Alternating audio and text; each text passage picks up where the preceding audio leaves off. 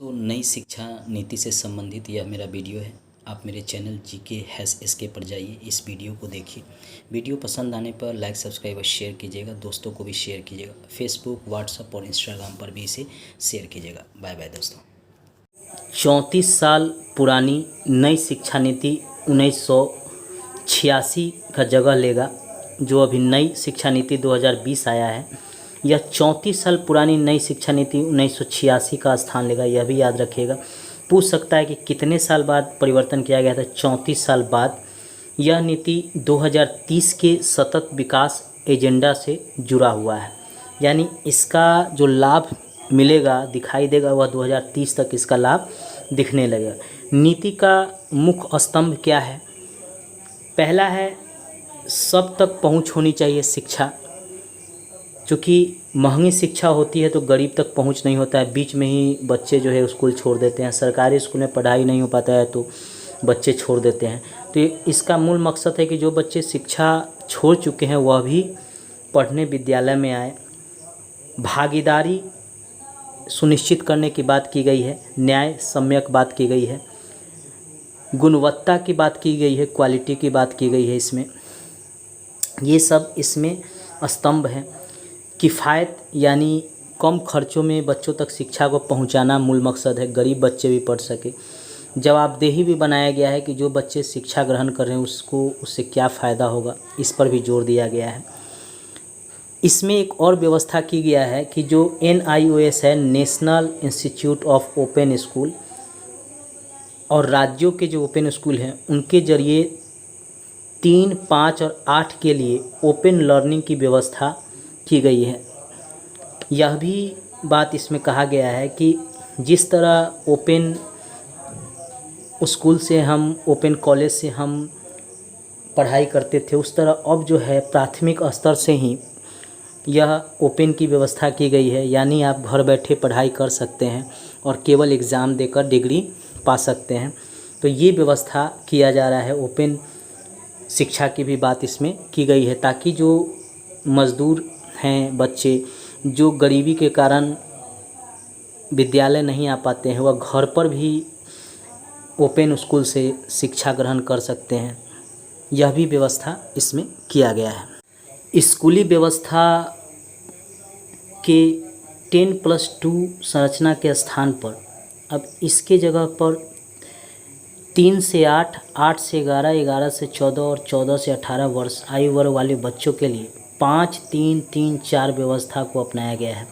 अब ये व्यवस्था क्या है, आइए इसको समझते हैं, क्योंकि इसको समझना ज़रूरी है। पहले भी यह व्यवस्था था, लेकिन इसमें कुछ चेंज किया गया है। जैसे 5 साल तक जो शुरुआती में बच्चों का होगा वह फाउंडेशन कोर्स होगा, यानी 3 साल जो है आंगनवाड़ी में प्री स्कूलिंग शिक्षा लेनी होगी। प्री प्राइमरी स्कूल, जो हम लोग नर्सरी, LKG UKG कहते थे, उसको अब आंगनबाड़ी के थ्रू जोड़ा गया है। आगे 3 से 8 साल के जो बच्चे हैं ये शिक्षा ग्रहण करेंगे। 3 साल आंगनबाड़ी और 2 साल जो है 1-2 जो क्लास होता है उसकी शिक्षा ग्रहण करेंगे स्कूल में। कुल मिला के ये 5 साल हो गए। 3 साल आंगनबाड़ी में और 2 साल स्कूल में 1-2। ये 3 से लेके 8 साल के बच्चे ये शिक्षा ग्रहण करेंगे। अगला जो 3 साल होगा उसमें क्लास 3 से लेकर 5 तक पढ़ाया जाएगा। इसमें गणित, विज्ञान, कला आदि में पढ़ाई करेंगे, और इसमें जो बच्चे शामिल होंगे वह 8 से लेकर 11 साल के बच्चे शामिल होंगे इसके अंतर्गत। यानी फाउंडेशन कोर्स में 3 से लेके 8 साल तक के बच्चे, और यह 5 साल का होगा। 3 से लेकर 5 तक की क्लास के लिए 8 से 11 साल के बच्चे शामिल होंगे, और ये गणित, विज्ञान, कला की पढ़ाई करेंगे। अगला जो 3 ईयर होगा उसमें क्लास 6 से 8 तक के बच्चे पढ़ाई करेंगे, क्लास 6 से 8 तक। इसमें जो शामिल होंगे बच्चे वह 11 से 14 वर्ष तक के बच्चे शामिल होंगे। इसमें कौशल विकास कोर्स को शुरू किया गया है। विषय आधारित पाठ्यक्रम होगा, विषय आधारित पाठ्यक्रम। इसमें कौशल विकास को 6 क्लास से ही शुरू कर दिया है। यही इसमें सबसे बड़ा चेंज है। पहले हम 10वीं के बाद जो है कौशल विकास पर जोर देते थे, अब क्लास 6 से ही कौशल विकास पर जोर दिया गया है। अगला जो 4 साल होगा वह 9th 10th 11 और 12 जो पहले होता था उसमें चरण 1 और चरण 2 रखा गया है। कक्षा 9 से 12 के बीच विषय चुन सकते हैं, यानी पहले हम 10th के बाद विषय चुनते थे, साइंस ले या आर्ट ले या कॉमर्स ले, अब जो है 9th से ही आप चुन सकते हैं। साइंस, मैथ, कौशल डिजाइनिंग में भी आप यहीं से चुन सकते हैं अपने विषय को। इसमें कहा गया है सबसे महत्वपूर्ण बात कि 5 तक मातृभाषा में शिक्षा दिया जाएगा। जो भी मातृभाषा होगा, हिंदी हो, तमिल हो, मलयालम हो, तेलुगु हो, कन्नड़ हो, कोशिश किया जाएगा कि 8 तक मातृभाषा में शिक्षा दिया जा सके। ये थोड़ा पर निगेटिव पॉइंट जाता है, क्योंकि सरकारी स्कूल में तो मातृभाषा में शिक्षा दिया जाएगा, लेकिन प्राइवेट स्कूल में तो नर्सरी से ही अंग्रेजी माध्यम में शिक्षा दिया जाता है और बाद में वही दूरी का कारण बनता है, क्योंकि बाद में जो है सभी चीज़ अंग्रेजी में ही पढ़ना पड़ता है।